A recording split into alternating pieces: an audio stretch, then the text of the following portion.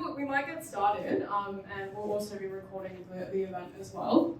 So yeah, just a bit of an introduction. Hi, my name is Sharon Lai, the General Manager of Textbook Ventures, alongside Paul Park, who is an Events Director at Textbook, and we have Chelsea Quinn, who is the Head of Digital at Textbook Ventures. So before we do kick off, I'd just like to first acknowledge the traditional owners of on which this event takes place, the Gadigal people of the Eora Nation, and we'd just like to pay our respects to elders past, present, and emerging. So Textbook Ventures is a student non-profit organisation where we seek to sort of inspire and guide students interested in breaking into the startup and tech scene. Today we are joined by the incredible founders of Shippit and Gamurs, where we will be diving into their personal journeys into the industries of logistics and esports. So I'll pass on to Paul, who will be giving us an introduction into the founders.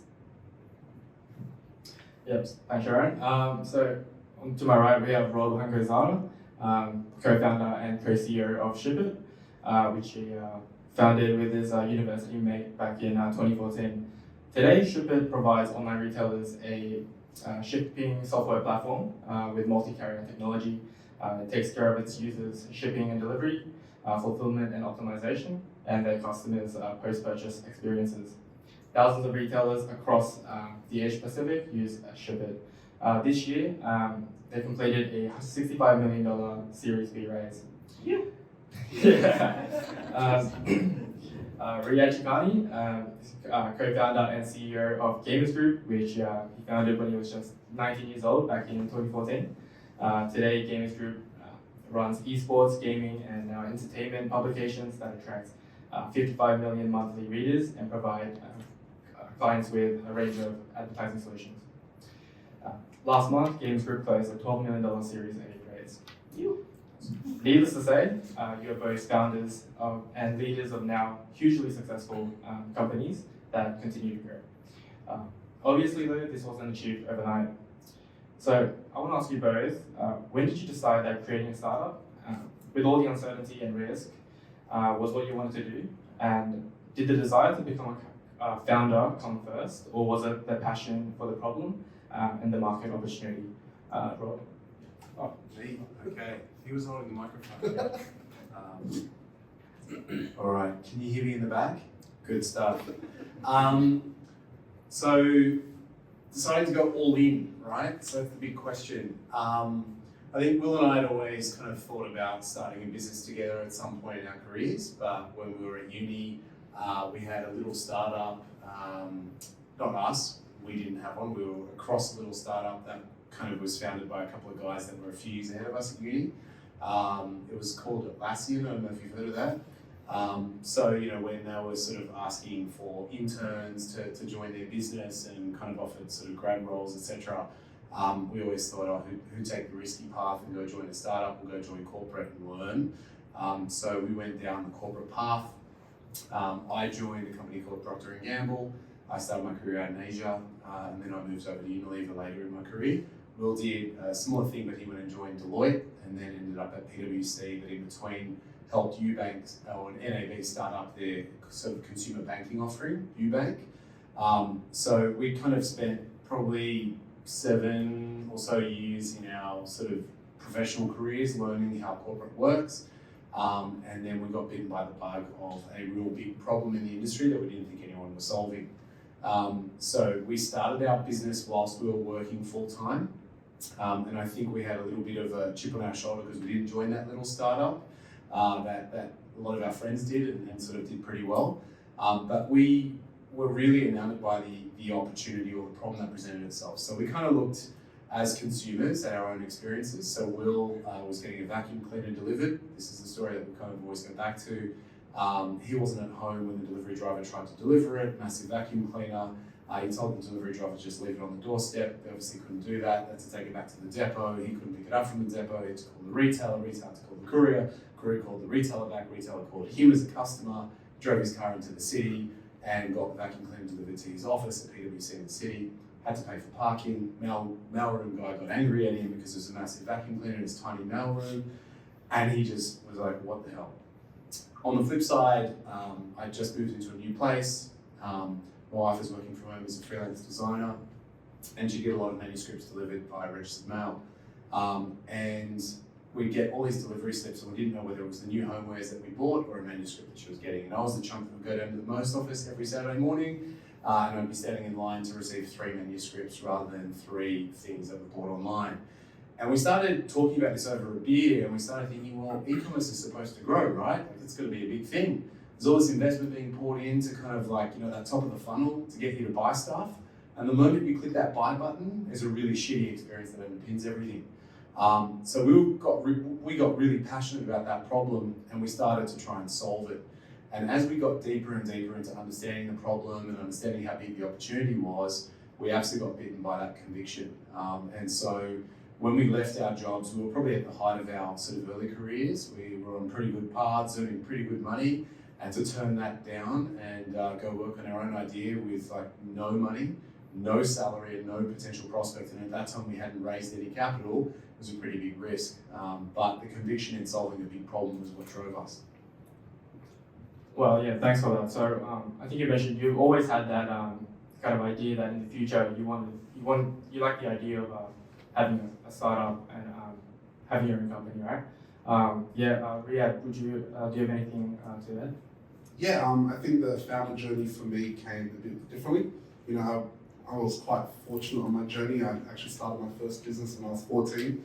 I used to play a game called RuneScape with a bunch of friends, and some of you may know what that game is, and it required you to nerd out and play a ton of hours to get better at the game. And one afternoon, after about 200 hours just doing this one thing, I hit level 99, and I went to share it on Facebook with my friends, and I was absolutely terrified of what people would think about me. So I decided I would build a website. I'd have a private community with a bunch of friends, and we'd be able to share our content in a safe space. And ended up starting a forum at the age of 14, and then that very quickly exploded. Became the 4th largest forum in the world for RuneScape. Sold that at 17 to get into university. Ended up studying computer science, and I was really sort of missing that creative aspect of my life. I was learning how to program, but I wasn't really doing anything with that sort of skill set. So decided I would do what I had done with the first website, but doing it for all of games, and built the social network, which was our first sort of foray into the startup world, I would say. Got into a seed accelerator program, which was incredibly exciting. We raised $30,000, which was huge at the time. I was 19, and it was very natural. There was a huge drive. There was a fire in sort of my eyes. I just wanted to build this. It wasn't like a decision between one thing or another. For me, I was, like I said, very fortunate. I was 19, didn't really have responsibilities. I was studying and dropped out of university to build it, but that for me was just something that felt right. And I think as a founder, it's one of the hardest jobs that you can take, because it's a job of doing absolutely everything. So if the passion really isn't there, I think it's a tough decision. So that for me was sort of that conviction, that convincing sort of aspect of it, was just having that conviction of this is what I'm doing and this is the right thing. It felt like the right thing. Well, yeah, thanks for that. So it seems like both of you kind of naturally, there was a sort of natural alignment with becoming a founder, whereas you kind of always had an idea, and yeah, you just came across a perfect opportunity. But you had that corporate experience, which is very different from Riad. Did you find that your roles in Qantas, Procter & Gamble, Unilever, did that kind of better prepare you for what you're doing now?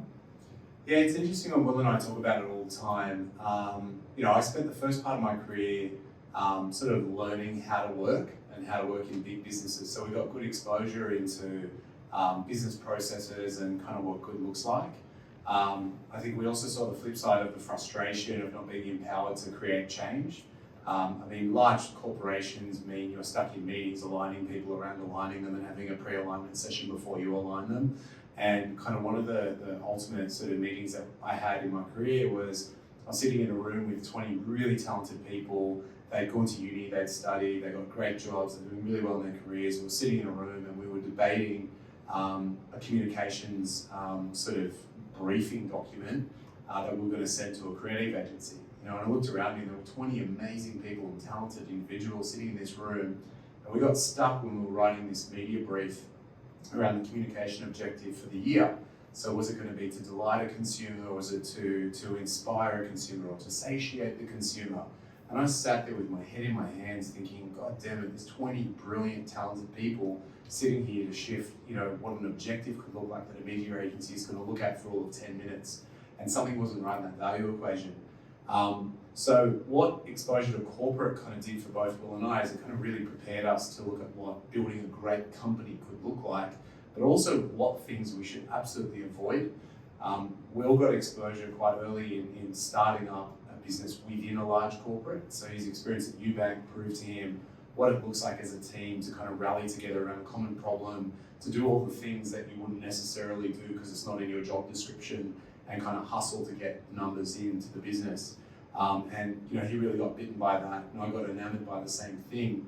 So I think the corporate career grounding for us taught us A, how to work, B, what good looks like, and C, what bad looks like. So that helped inform our journey at least. Also, thanks for that. Riad, obviously your journey is very different. Do you have a different take on this, or maybe some of, what was your experience like without having all that experience? I think it's a really good question, and I think there's a couple of different ways that you can answer that. Not having corporate experience probably helps you out at the beginning of the journey because you're not stuck in these ideas or frameworks or points of reference that you might have if you've come from a big corporate. So you go in with your eyes wide open and you're open to running things differently, probably a bit more lean and nimble, and you're willing to make decisions without writing a business plan behind it because you're like, hey, this sounds like a good decision.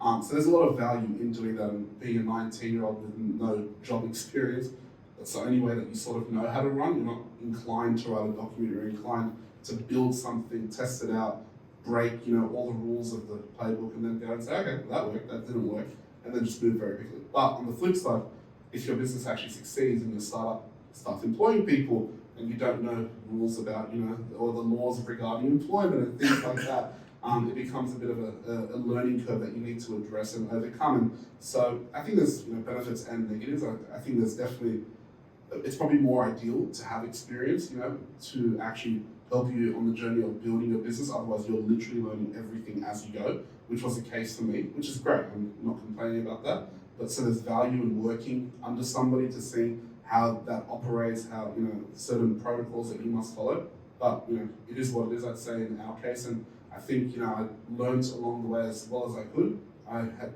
overcame as many hurdles as possible. But yeah, I would have, if I were to do it again, I definitely wouldn't make the same mistakes that I made starting out.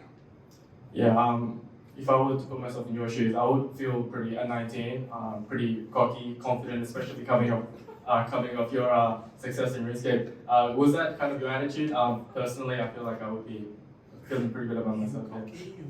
If you asked me at 19, I would have said no. But looking back, I think, there was definitely a level of arrogance and confidence. I think, for us, we raised $500,000 before my 20th birthday, and there were media outlets writing about this 19-year-old, so there's definitely this element of, I've done something really, really cool, and that gets knocked out of you insanely fast when your business fails, which was our case.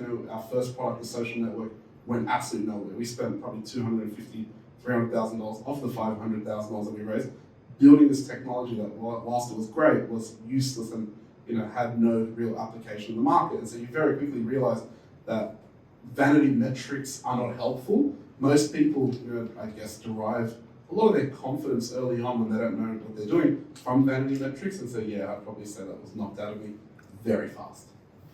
Okay, thanks for sharing. So I guess you mentioned the steep learning curve, but I feel like for you, Rob, as well, it's definitely way different from the corporate role. So I think it's always a lot to learn. We're interested in how the people that were able to support you and kind of guide you in your very early stages. This could be from your co-founders, business partners, or even just family and friends that provided moral support. Did this sort of support network come naturally, or did you actively seek it out? Yeah, I think I absolutely admire kind of Riad's story. It's just but I think the commonality between the two of us as founders is you've got to be cocky to a certain extent, or you've got to have an arrogance about you, because you're literally staring into the face of the unknown and you're going, yeah, I can have a crack at this. I think the only thing that I'll get back to the question in a moment. but I was just kind of thinking about it a little bit more. If you kind of know too much about something, you lose your confidence a little bit because you start questioning everything. So Will and I actually started a business. So whilst we had the corporate career, we knew nothing about logistics and technology, and we started a logistics technology company, right? So to the same way that I had to learn everything there was to learn about running a company, we had to learn everything there was about solving a problem in an industry we knew nothing about. So support networks are super, super important. What we did to kind of bridge our gap was we shamelessly reached out to about 50 people in the industry, be it whether they worked in tech, whether they worked in retail, whether they had done a startup and failed, whether they did a startup and succeeded, investors, you name it. If they had something that was vaguely close to kind of what we needed from an experience standpoint, we lent on them so hard in those early days. And by doing that, it kind of bridged all the gaps we had in our knowledge. We're like, okay, how the hell do you write a commercial agreement? So I had this really great example of where we were pitching to a very large enterprise customer or prospect at the time. We got through about 6 or 7 workshop meetings and we came out with a pretty good solution for them. We were absolutely pumped about the opportunity. And I got an email from the decision maker that said, just shoot through the commercials and we'll sign it off. Great. So I sent an email back that said, here's the price. And I put the price in the email. And the guy go, no, send me your commercials. And I had to call up a friend of a friend. I'm like, what the hell are commercials? Like, oh, you need a long form legal document. Where the hell do I get one of those? You need a lawyer. Where do I get a lawyer from? Then I had another referral and found a lawyer, drafted some commercials and sent them back. And of course, here are the commercials. Why didn't you ask for that in the first place? So you kind of have to do all that sort of stuff. But the one thing that we absolutely learned, and the reason why we do things like we do, like today, right now, is in paying it forward, is because we relied so heavily on networks to bridge the gaps that we had. And I'd say the one probably power move that we took on early in our process was we had one angel investor that wanted to take up our full seed round, but we knew if we did that, we probably would be at a disadvantage because we didn't have the skill set around the table. So we looked for investors that could put in a little bit of money, but give a lot of their time in areas that we had no experience. So we needed somebody who had a finance background, we needed somebody who had a logistics background, someone who had a retail background. And we got all those experiences and a sales background. We got all those experiences around the table in the early investment round so that we had like these artificial board meetings we could have on a kind of monthly basis to keep us on track. I'd say the final point comes back to like family and friends. Absolutely every single one of them told us we were crazy. I remember having a conversation with my old man, telling him, hey, I think I'm going to do this startup thing. And I was like, no. As a first generation Australian, my dad's a migrant. And his view was, you study hard, you go and work for a big brand, you don't take risks and you work hard for someone else. They take the risk, you just earn your salary and you set your family up. So it's actually the reverse. I didn't get a lot of support and backing from family and friends. I found that more so in the business community. Oh yeah, Same question? yes. Do you have anything to add? Funnily enough, that story of parents and their support and everything. Both of my sisters, incredibly intelligent, talented women. One was one of the youngest, clinical psychologists in New South Wales, and the other one was going for a PhD in forensic biology. And I sat down my Lebanese parents and I told them I was dropping out of university to build a gaming social network. And I've never seen my father's mouth drop that quickly. No, you need a degree, we need something on the wall and everything. It took them about 3 or 4 years to get behind what we were doing. So I wouldn't say they weren't supportive, just didn't understand that calling. We wanted to build something and really take charge of our own lives and the destiny. So that was always an interesting one. We'd be at the dinner table, I'd be telling him, we've lost hundreds of thousands of dollars, as you do in a startup company. I was just blown away by that. So I think I sort of echo everything that Rob mentioned. Support is so incredibly important when you start your business. It's so difficult because you are, as you mentioned, facing uncertainty. Every decision that you make, you don't know what the outcome is going to be. You're building a company and you're operating something new. And the challenge is if you actually are building something new, there are very few people that you can talk to besides your competitors, because you're building something that is meant to innovate or meant to be different or meant to operate in a different way.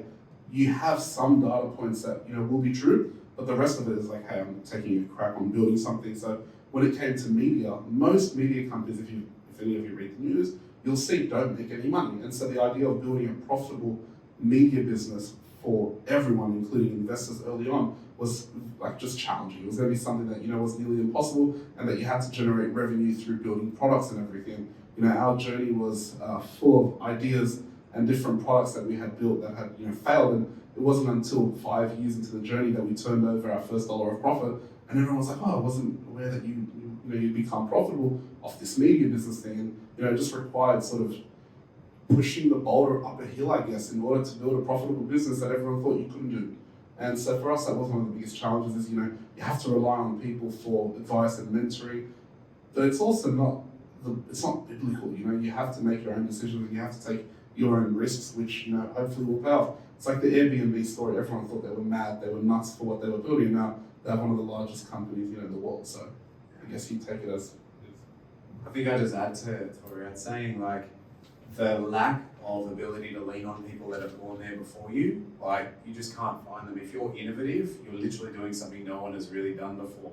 So the only antidote for that is persistence, tenacity, and obsessing about, I guess, the opportunity space. In our view, it was the problem.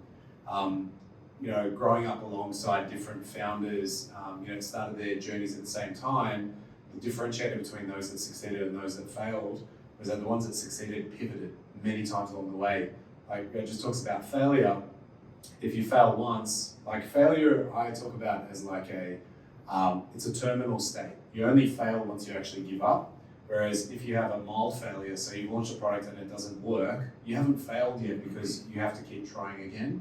And I think that kind of constant vision and focus to like make things work, it's trial and error until you figure it out. And once you figure it out, like you just find that updraft. Sorry. Oh yeah, that was really interesting what you said. I guess if you're really pushing the boundaries and being innovative, you can't really get advice and support from people. So I guess going back to, you mentioned that you were able to get some advice from your investors.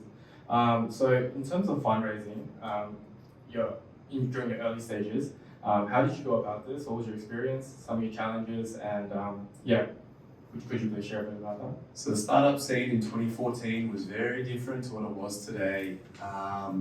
So valuations were pretty tight. I think investors that were loose with cash were pretty tight, so there was no such thing. In Sydney at least, and the US was kind of the market where you'd see these like great pre-money valuations and all that sort of stuff. So I think the investment community back then was pretty different. What we did in the early days was we pitched a hell of a lot in every event that we could find ourselves a way into, and trying to win pitching comps and stuff as a way to get introductions to people. But at the end of the day, Will, if you know him or have met him, he's a natural networker, and he always knows somebody who knows somebody who knows somebody. And in our early days, pretty much all the investors that we brought on until this very day, he's kind of led our capital strategy from that front. And it was all about kind of who you knew. So we, tapped a few sort of network sort of connections, and they were interested in the opportunity, and that's how we kind of got our initial funding. Yeah, I think because many of our audience are university students, did you ever find it helpful, or did you ever rely on your connections made during university for raising capital? Or? No. I think like university connections, the one piece of advice is keep close to people that you think are going to go places, or even those that you don't expect to go places from your uni career. Because over the long run, like we were quite fortunate. I did a scholarship degree in uni, UNSW, and literally every single one of the people that graduated within my degree have gone on to do some exceptional things. So they've been really helpful sort of resources because they've worked for massive tech businesses or they've started their own businesses, and just the networking potential and kind of introductions to other people has been helpful. But from a capital raising standpoint, I guess stay close to people who study accounting or actuarial, because they're probably going to come in handy later on. Yeah, Riad, your insights into raising capital? Raising capital is an interesting thing. I think, a million different ways of doing it, I believe, but ultimately the core foundation of raising capital is you need a good business. I think gone are the days, given the macroeconomic conditions today, where you can just raise capital just with an idea. You might raise a small seed round, or if you have credibility or a prior startup. But I think now, and again, VCs can talk about this a lot better than I can. But now I think if you do want to raise capital, you need something like a product or some level of traction or something to show. It's not enough just to go in with an Excel document and say I want a $5 million pre-money and you want to raise $1 million. It's probably not going to happen. It's also probably easier or a lot easier now to build traction, I think, on the internet. There are so many different products and so many different sort of open source tools that you can go and launch a business very, very quickly with a small amount of money. Now, I'm not saying that your business needs to be turning over revenue before you raise. I just think it needs to have something there. In terms of our raising capital sort of trajectory, we've raised probably a bunch of different rounds. Our most recent round, which was $12 million, we raised more than we had raised to date, just in that one round, which was really exciting. We've got great Australian investors, and on the note of leading on your university friends, Eric Tran was actually one of my university friends, and we ended up connecting after university. And he was working, still is at Aura Ventures, and they ended up becoming one of our great investors and have been on the journey for now probably like 6 years. So that was really helpful for us having that contact. But yeah, no, in terms of raising capital for us, the key thing that really helped us was just that traction. We were able to show a ton of growth. We were able to show that what we were building was going to be scaled by actually having further capital, and that really helped us. But yeah, our trajectory has been that we've raised multiple rounds from multiple groups of investors and VCs and angels, and that helped also having that diversified network, because you can go and tap that base rather than just being reliant on one investor. Wow, yeah, thanks for that. Kind of more into the relationships with investors. I remember Eric Chan from Aura likened founder relations to a marriage. Do you agree with that notion, or yeah, I would love to hear some of the insights. Yeah, that's an interesting one. I think you are going to build a really good hopefully a really good relationship with your investors. There's one of two outcomes: you build a bad relationship, or you build a good relationship. So yeah, I think that's definitely true. I think it's also really important to set expectations with your investors about what type of relationship you're going to have. You'll have investors that are incredibly hands-on, and that could both be very, very damaging or incredibly valuable for your business. We actually hired one of our investors who jumped on as one of our chiefs, which has been really fantastic for us. But also you can have investors that, depending on the control or level of ownership they have in your business, can really derail a lot of things. None of it's intentional. They're owners of your company, but no one knows your business as well as you do, hopefully.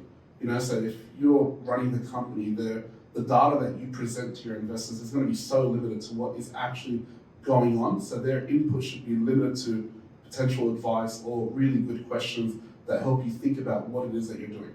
The moment that an investor, begins to sort of dive a bit deeper without you wanting that, that could become really damaging for the business. So you need to set those expectations very early on, and we didn't, when we were a very small startup, and a lot of the times we made decisions all with good intention that just weren't right for the business. And so that requires a bit of maturity, requires having really upfront conversations, and ones where you say, this is what I want from you, this is what you're going to get from me. Are we fine with that? Because otherwise, expectations won't be met. There'll be disappointing conversation that you're going to have later on with probably a lot less capital. So yeah, it is definitely like a marriage. Yeah, Rob. Yeah. Is your experience managing investor relations similar to Riad, or? 100%. Look, if you go into founding a business thinking long term, which you should, because if you take investment, it's a long-term journey. No one's getting rich quick, right? So this is an absolute commitment to bring on an investor. One of our angel investors that invested in our first seed round in 2015, I think it was, is still on our board to this day and still giving the same advice that he gave back in the first coffee shop meeting we had with him, right? Because he's a shrewd business fundamentals investor. Similarly, he sits on the board of a company he invested in 13 years ago and is since IPO'd, right? And he's now publicly a board member of a publicly listed company at a massive scale with like a $1.6 billion valuation, right? So it definitely is like a marriage, and to make a marriage successful, make sure you've dated them for a while and you kind of know what they're like. A bit different to an arranged marriage where you just got to try and make it work, but either way, you're stuck for the long term. And trying to exit an investor later on due to philosophical differences is a little bit harder than getting a divorce, right? Because there's a lot of money involved. What we found really helpful is a bit like if you've ever watched Silicon Valley, the show, TV series, there's a bit of a clip running around at the moment based on the whole FTX thing. It talks about really interrogating the investors and interviewing them as much as they interview you. Will would hate me coming along to meetings where we're looking for capital because I was kind of the early Buckman of the group. So he's kind of exited me from a lot of those conversations. But what I tried to search for was alignment to the philosophy, and if they're indifferent, fine, that's great because it shows you've got a hands-off investor who's looking at fundamentals. If you've got somebody who's got very particular opinions and they don't align with your views, I guess walk out of there pretty quickly because they'll control your business to the point where they want it to reflect something that they believe in. So you've got to get early conviction from them as a partner. And then like a marriage, you've really got to work hard on that relationship because if you don't speak to them and you drift, then every time they come into contact with your business, they might derail you. Yeah. I'll just add one thing. I think, our answers, whilst both, correct and I agree with everything, also come from a place of privilege. We've been running this business now, I think you guys have been 7-8 years, same here. We can now be selective with the investors that we take on. I think when you're a young founder or a university student raising capital, you probably can't be. So the offer that you get is probably going to be the best offer. And so in those circumstances, having those tough conversations early on and making it very clear about how much support or, involvement you want is probably the only way that you're going to move forward. Because, when we were raising our seed, can't speak for you, we didn't really have that many options. And now in our last round, we're heavily oversubscribed. So we were selective with who we took on as an investor. Sorry, that's bang on actually. Like when you're in the early days, it's very hard to be selective, but generally those that believe in your vision and your mission will want to invest in you, and those that don't believe in your vision or mission won't want to. So I think the important thing to distinguish in that very early stage is where there's genuine intent and interest. We burnt so many hours trying to court a potential investor to try and turn them around and get the funding. The writing's on the wall in the first couple of interactions, right? Yeah, agreed. Yeah, thanks for that. I guess moving on to team building. So creating a work culture, how important was this, or how much of this was a conscious effort? Did you have a desired work culture that you wanted as you started to build your team? And how much do you attribute that to your company's success? Work culture is the most important thing for any company. That is hands down the number one thing that you need to focus on with or without funding, whatever it is. For us, work culture was so incredibly important. It was a conscious decision that we made. We were starting a gaming company. I was 19 and I remember saying to my team, we're at the old fish burners on Harris Street. I was like, we need to build a place where people want to come in. We want to build a team that people want to be a part of. We want to build a team that people quit their jobs to join. And that was what we built. I am so incredibly proud of our company culture that we have, propagated from the team of 3-4 people, in 2014 to now more than 500 staff members around the world. If you have a good company culture, everything else is solved, honestly. If you have a team that gives a shit about, if you have a team that gives a shit about what you guys are doing, the company that you're building, the work that you're involved in, then they will take it further. They will run with it themselves. They'll come up with their own ideas. They'll validate it. They'll experiment. They will push your business way further than you ever will, as a leader, of course, because you are selling them on the vision. They are involved on the journey. They want to be doing what it is that your company is doing. So company culture is, in my opinion, the most important thing. Without it, no company will ever become a great company. It might be a good company based on, obviously, business fundamentals, but if you ever want the business to grow a lot larger than what it can be or what it is, then that is going to be pushed by the team that is doing the day-to-day work. The problem that you have is when you grow the business, you become an executive. There's nothing wrong with that. Everyone needs to level up in their role, and they'll become a real traditional CEO, as I'm sure most, the founders will at one point find in their time. And that just means that you're involved more at the management level, but the people that are building the company day to day, programming, doing sales, establishing partnerships, running marketing campaigns, you name it, if they're not passionate or they don't feel the company that they're a part of actually is doing something exciting, or they're not part of the journey, then you're not going to have good results. Oh, yeah, thanks. So if you had to, so how did you go about establishing this culture? Was it just about being very selective with the people you hire, or how did you go about that? I could talk for hours and hours, and this is one of my most passionate subjects. There's probably a couple of key points, and I'll run through like a stream of consciousness. Hire people that want to be on the journey. That's number one. Don't ever fight to hire someone really if they don't want to be on the journey. It's just not going to work out. You want people, like I said, that are very passionate. They want to work with you. They want to be aligned. They want to be on the journey. That's really simple. So never force yourself for a hire. They could have the best resume. They could have a ton of accolades. They could have whatever. They don't actually want to be there. Then there's no point. That's number one. Number two, it's really good to write down what type of company culture you want. Have your values, have your vision, have your strategy, have all of that written down, but then mean it. There's a lot of companies that will say, oh yeah, we work hard and we play hard. That doesn't mean anything. What is it? How do you guys as a business decide? Is it a database business? Are you working off data? Are you working off qualitative? Whatever it is, it's got to be relevant for your business. You need to write it down. You need to share it. It needs to be in your values. It needs to be in your vision. It needs to be in your strategy. It needs to be in everything that you do, because you need to seem authentic. For us, employee morale is one of the most important factors in the business. We measure it twice a year. We send out a survey. In our most recent one, we had a response rate of nearly more than 40% of our staff, and it was overwhelmingly positive. But we own everything about it. We own the positives and we own the negatives.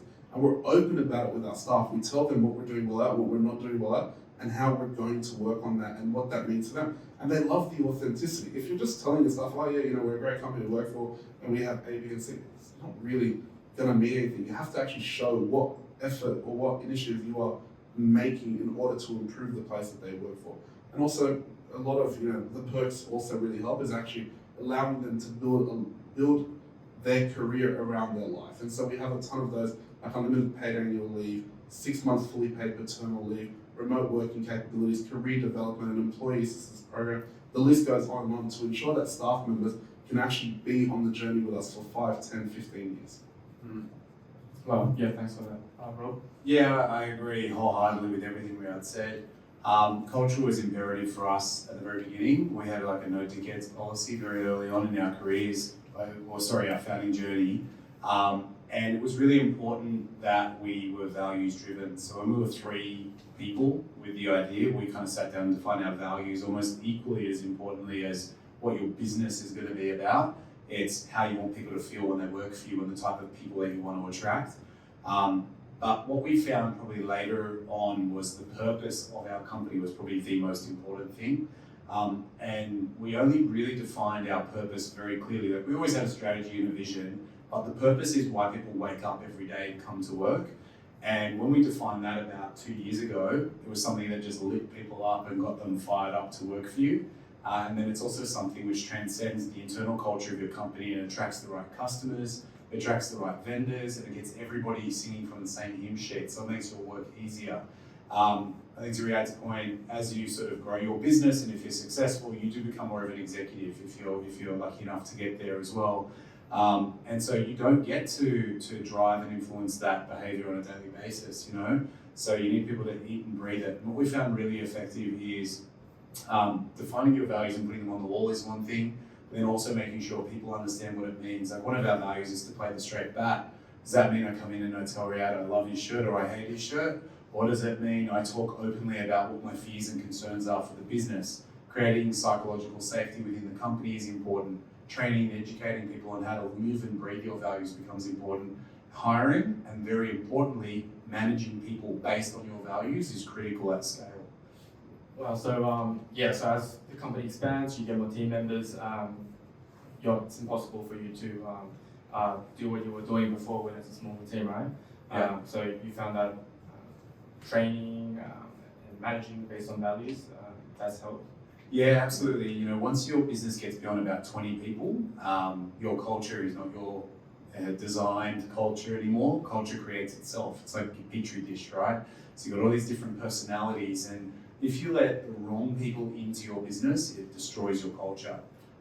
So I can't stress enough how important it is to hire and manage people according to your values, and be really diligent. Anyone who breaches your values is not a good culture fit for your business, and that's more important. So, you know, we had an example very early in our career where maybe one of our team members was really good at delivering the results, but did it in absolutely the wrong way. And the more and more you let that continue to fester, it becomes infectious and it creates the wrong behaviours. People start to get political, and that's the wrong way to be going about growing your business. So you got to be really, really vigilant about enforcing your values. You want an all-star team, not a team of all-stars. Thanks for that. Yeah. So. Yeah, awesome. So I think there were so many great learnings thus far. I was just pretty curious in terms of, you know, your role as a founder. How has that sort of changed over time? You know, initially you're, you know, a hyper generalist doing everything from raising capital to, you know, managing product and also strategy. So I think today, what are you sort of most focused on, and how do you sort of identify yourself today? Yeah, I've made sure, again, starting the business really young, I didn't really go in with any at all, like anything that I wasn't an expert at. Honestly, I was just like, hey, this seems like a really cool, you know, website to build, and then that just became something that continued to grow. So my focus has always been on doing what I need to do for the business. You know, I told my staff, I'm practically their janitor. Whatever I can do to clean up behind, you know, if I can allocate any resources, whatever it is, however I can help, that's my job. So my role now has been more focused on just running, you know, the acquisitions of the business. We have conducted soon to be 40 acquisitions, and you know, that's my bread and butter. That's probably where I add most value for the business. And then wherever else I can fit myself in, you know, projects or helping out with the executives on executing on their strategies is where I put myself in. But the role has transformed over the last 8 years. I went from, you know, heading up technology and heading up product and heading up, you know, acquisitions and growth and A, B, and C to very quickly, and in some cases very slowly, passing that on to somebody that was a lot better than me to do it. And so, you know, one piece of advice, if I, you know, could pass it on to a founder, is you have to be so flexible in what your role is, so you can adapt for what your company needs you to be. Yeah, if I could add to that, I think everybody has this vision of a founder in their minds. Elon Musk, Steve Jobs, you know, Bill Gates, all these really prominent founders and kind of how they run their business with an iron fist. I don't think that works whatsoever. I think they're the anomaly, not the rule. I think to Riad's point, knowing what you're really good at and firing yourself as early as possible from those jobs and getting out of the way of good people is important. I think it's still important to keep line of sight and still be very opinionated about the vision and the strategy for the business. Not being afraid to kind of drive the direction of the company, but micromanaging is a step too far. I remember in the early days, I was running finance for our business. At that point, it was making sure our staff got paid on time, and when I didn't make payroll on time, I thought, oh, they could wait the weekend, it's fine. Holy crap, I didn't learn more about business than at that point, pay people on their payday. I knew I wasn't the right finance guy for the business, so you know, ejecting myself from that job and every other job I wasn't an expert at was the most important thing. And to be honest with you, you know, every time or every year your business grows, you find yourself in a really weird place. You're like, how do I add value now? This is different. All the stuff I used to obsess about and think about, I now pay somebody to do, and they do it much better than I ever did. So, you know, those are the things that are quite humbling, but you've got to keep that humility top of mind and continue to sort of pivot. Like cleaning up after your staff is like a really key thing. It's like having that humility to actually do that is massive. So props to Riad for talking through that. But you know, my job today is directing the business, making sure that our plans are sound, hiring, managing for performance, asking the right questions, you know, which is very different, and you feel a little bit useless, but you know, it's where you're adding the most value. Yeah, awesome. So, I mean, for example, you know, we are sort of like non-technical. So, how would you go about sort of assessing like a great sort of VP of product, or you know, a VP of like software engineering then? Yeah, I'll take that one. Look, Will and I were non-technical, and all the advice that we got when we were raising capital is, oh, you're not technical co-founders, you'll never succeed, right? Then again, it would have been really helpful. Will always pull out his transcript from uni and he'll show you you've got a high distinction in software design, but he's never coded any bit of Shippit's code base, right? I think, again, it's about leaning on your network and leaning on people who know more about the subject than you do. So we hired our first salesperson. We got one of our investors in the early days that was an expert software salesperson to do the interview process for us. When it came to a technical resource, we lent on the software design agency that actually built our V1 of Shippit to actually interview that person. What you need at day zero versus what you need at scale are very different things.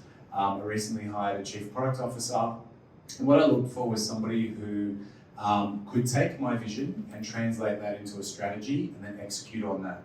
Exceptional team management skills, exceptional sort of business casing and understanding of the domain that we're in, and somebody who's actually got the track record of success and has done it before.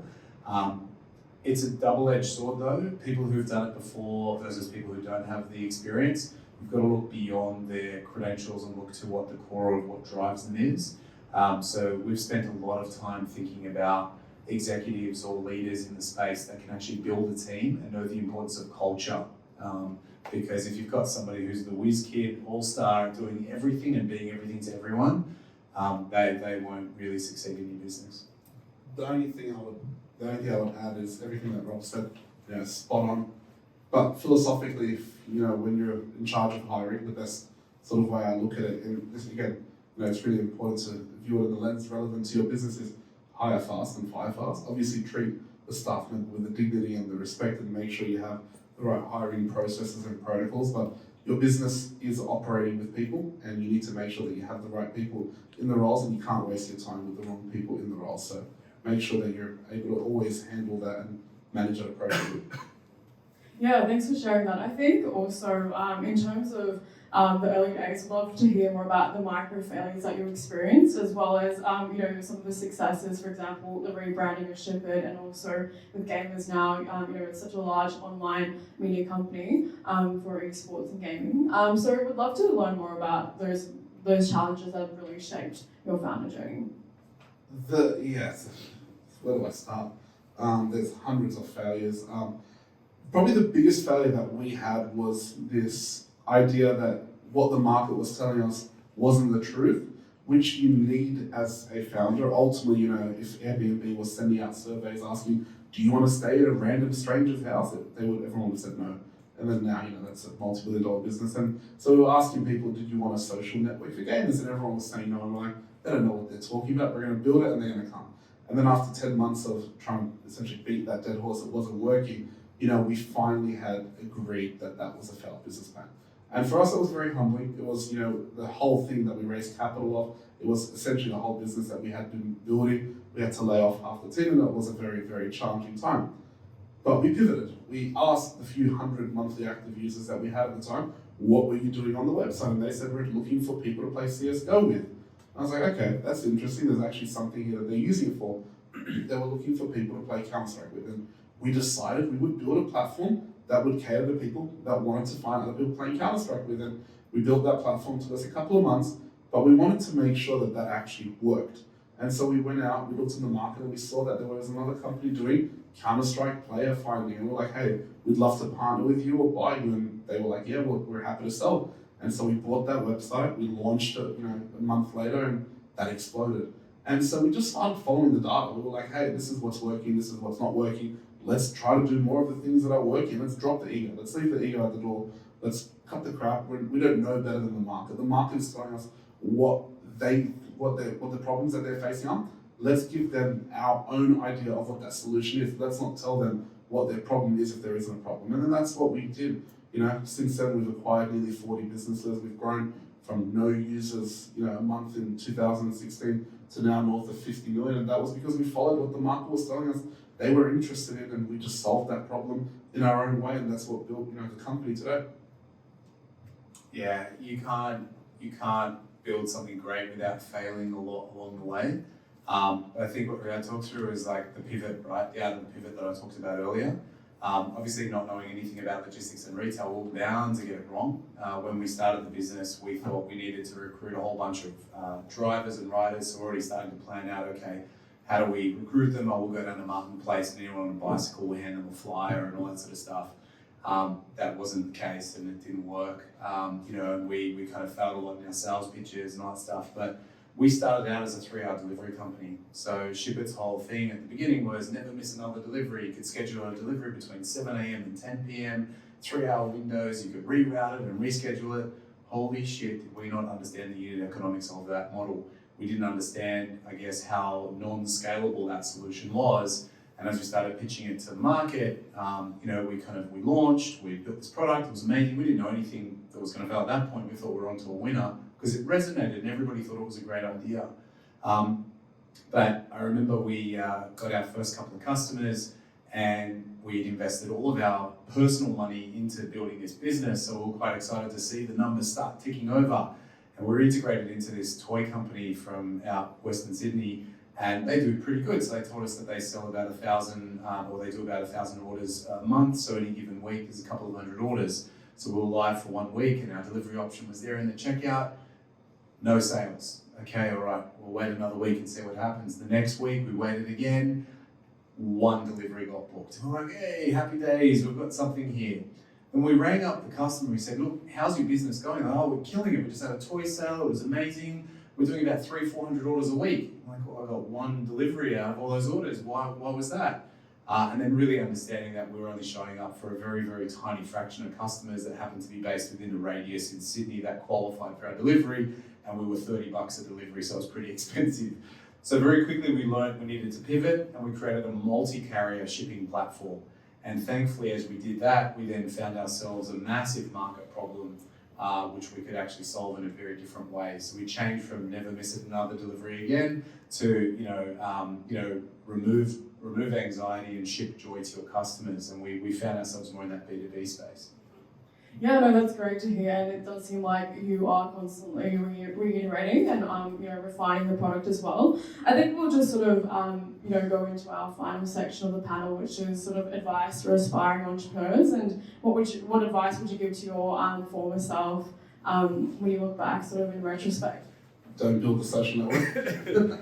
I think first of all, be humble. That's probably the most important thing, and not in the sense that I was arrogant. It was just more that follow what the market is telling you. You don't know best. As a founder, as an entrepreneur, you want to think you know best. That's part of the reason why you're building the business, is you think you have an idea that's going to change the world or going to change the industry or change the market. You need to have a level of humbleness that says, maybe I'm going to get this wrong. And I think that would have helped a lot, as a young founder when I was on the journey. So I think that's probably number 1. Number 2 is be easy on yourself as well. It's incredibly hard. So the journey is an incredibly hard one, and it's so easy to sort of look at your failures and not look at your successes. And as a founder, you can just be really hard on yourself, and you can say, oh, that was a bad decision that we made there. It cost us hundreds of thousands of dollars, and we shouldn't have done that, and we made this move and that didn't. And yeah, that's fine, and you should obviously always gauge your own performance and learn from your mistakes and everything, but you shouldn't focus on that or fixate on it. You should learn from it, and you should move on and then look towards the next challenge. But also, you should look at the successes that you've had and just remind yourself that it is not an easy journey. It's one that is filled with ups and downs, and requiring yourself to be kinder to yourself is actually really important. I think there's an issue in the startup community of really bad mental health management. I talk to a lot of founders, and they say, I can't tell this to my investor, but I'm having a really tough time. I'm struggling with A, B, and C, and these are my concerns. And I talk them through it because I've gone through that. I had many times in the journey where I was sort of back against the wall going, we may not make it out of this. And it's not easy, especially if you've brought staff onto the journey. And that's one of the biggest challenges, and I don't think enough entrepreneurs really talk about it openly. And it is what it is. I think people don't want to be seen as weak or whatever, but I think being nicer to yourself is incredibly important in surviving this journey. The success of an entrepreneur is literally their perseverance, nothing else. You can be the smartest person in the room, but if your idea sucks or you're not going to persevere to make your idea a better idea, you're not going to succeed. And so that requires actually not burning out, which requires you to be nice and kind to yourself. So I said those 2 points are probably the best advice I would give to myself starting out. I couldn't agree more, Riad. The statistics show that I think 72% of founders suffer from mental illness. A founder is twice as likely to experience depression. They're more likely to exhibit traits of ADHD. And I think that's an unspoken thing in the industry because, Riad's absolutely right. The success or failure of the startup is purely down to the resilience of the brain behind it. There are many, like LinkedIn's great, it's the Instagram for startups, right? So everyone's crushing it, killing it, everything's great, metrics are amazing. But the reality is the struggle is real for every company. And anytime that somebody leaves your startup to go work for another startup, 9 times out of 10 they say, same shit, different day, another business. It's hard work, right? So being kind to yourself is a really important part, but I also think as a founder, you naturally have a trait not to be kind to yourself, which pushes you to get up off the floor every day and go again. I think the other piece is what nobody tells you is you need to absolutely love your mission. Because going into it, and I speak to my sister quite a lot, she obviously talks about all these different business ideas, and the one piece of advice I give to her is, can you picture yourself in 10 years from now being equally as passionate about that same problem? If the answer is no, run away from the idea and go and work for someone else. You have to live, breathe, sleep, eat that idea for the next 10 years of your life minimum if you want to succeed. And if you can't do that, then don't do it. The only other piece of advice is it's probably back your judgment and back yourself sooner. So if I look back on my younger self, there's, and kind of even reflecting on it with my dad, he's a traditional Arab man as well, and in his values, not so much in how he talks, but he actually said to me after a very long and successful career in corporate, he said, if only I'd backed myself to go it alone sooner, I would have been more successful in my career. Because he started a business later in life, kind of somewhat inspired by my journey, and is quite proud of what we've been able to accomplish. So I think backing yourself a lot sooner is really important. Who knows where we'd be if I'd started when I was 19 as well. Yeah, thank you so much for sharing sort of the vulnerable aspect of becoming a founder. And I think certainly mental health is still very taboo in sort of the founder space, and especially if you're, going to raise capital, it's something that you don't really want to share with even your investors as well. So I think that's definitely a topic that we certainly want to touch upon as well. Sort of maintaining your mental well-being and also health as well, whilst trying to build a really great company. Certainly, I think you mentioned perseverance is a point that is paramount to becoming successful as a founder. I was also wondering, were there any particular skill sets that you would work on looking back, aside from finance and accounting that you mentioned? I'll keep it really short. Learning how to learn and just becoming really good at learning. I think that's really important. It's just whatever topic you are tackling, whether it's a commercial agreement or finances, or for me, one of the most confusing things still is today, reading a balance sheet and understanding how that balances out. The best thing I ever did was just learn how to learn, is how to grasp a skill really quickly and just become okay at it, because in most cases as a founder, you don't need to be the expert at it. Once you get successful enough, you hire somebody infinitely better than you to do it. But if you're okay at it, you can ask them the right questions and be engaged in really good debates where you can come up with the best outcome. So for me, it was just getting really good at understanding skills, and getting a basic level of understanding on that. I think the other piece is probably around not being too enamored with Medium articles and Twitter. You kind of look out to the startup community and successful businesses, and you think, how do I replicate that? Oh, I've got to learn from them, and they're very theoretical and kind of it's hard to apply.